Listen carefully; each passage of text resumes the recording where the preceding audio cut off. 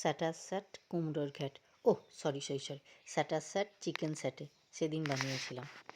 কেমন আছেন বন্ধুরা? ভালো থাকুন বা খারাপ, এই রেসিপিটা যদি আপনারা একবার ট্রাই করেন মন ভালো হবেই হবে, গ্যারান্টি দিচ্ছি। কিছুটা বোনলেস চিকেন নিতে হবে, সেগুলো চিলি চিকেনের মতো সাইজ করতে হবে। আর নিতে হবে কিছু পেঁয়াজ, ক্যাপসিকাম আর টমেটো, সেগুলো কিউব কিউব করে কেটে নিতে হবে। চিকেনটা ম্যারিনেশন করে রেখেছিলাম সয়া সস, গোলমরিচ, নুন, আদা রসুন বাটা দিয়ে। তারপরে সেটাতে যখন ভাজার আগে কিছুটা কর্নফ্লাওয়ার, কিছুটা ময়দা আর কিছুটা কাসুন্দি মাখিয়ে নিয়েছিলাম। আর হ্যাঁ, এতে কিন্তু অবশ্যই একটা ডিম ভাঙিয়ে দেবেন, এতে কিন্তু টেস্টটা দারুণ হয়।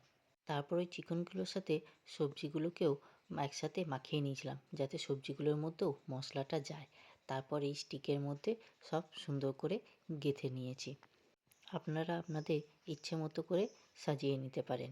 আমি প্রথমে একটা ক্যাপসিকাম, টমেটো, পেঁয়াজ দিয়েছি, তারপর 2 পিস চিকেন, আবার সেই অল্টারনেট করে একইভাবে সাজিয়েছি। দেখুন, দেখতে বেশ কালারফুল লাগছে, তাই না?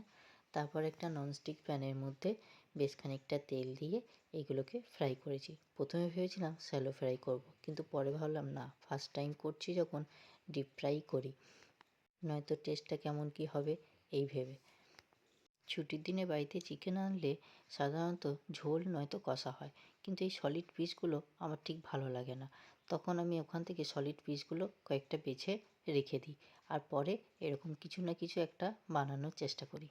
চিকেনের নিত্য নতুন একটা করে রেসিপি বানানোটা আমার একটা শখের মতো হয়ে গেছে। আর এতে লাভ হয়েছে আমার কর্তামশাইয়ের। আবার মাঝে মাঝে কি বলে জানেন তো? বলে, আমার জন্যই তোমার এই রাঁধুনির হাতটা পাকা হচ্ছে।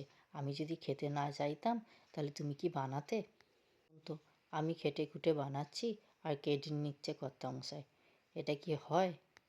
দেখুন, কথা বলতে বলতে এগুলো ভাজাও হয়ে গেল। এগুলো ভালো করে উল্টে পাল্টে ভেজে নিয়ে তারপর প্লেটে আপনি চাইলে সস, কাসুন্দি, মেয়োনিজ যা খুশি দিয়ে সার্ভ করতে পারেন। আমার তো শুধুই খুব ভালো লাগছিল, তবে সস দিয়েও খুব ভালো লাগে। প্রথমবার বানালাম ঠিকই, কিন্তু এতটা ভালো হবে আমি নিজেও ভাবিনি। আর আমি যখনই এরকম কিছু বানাই তখনই আমার ছেলে আমার আশেপাশে ঘুরতে থাকে আর শুধু আমাকে বলে, মামা হেল্প করবো, হেল্প করবো, যাতে তাড়াতাড়ি হয়ে যায় আর ও তাড়াতাড়ি খেতে পারে। চলুন দেখা যাক ও খেয়ে কীরকম কী এক্সপ্রেশন দেয়। ও তো আমার গিনিপিগ, তাই না? চলুন।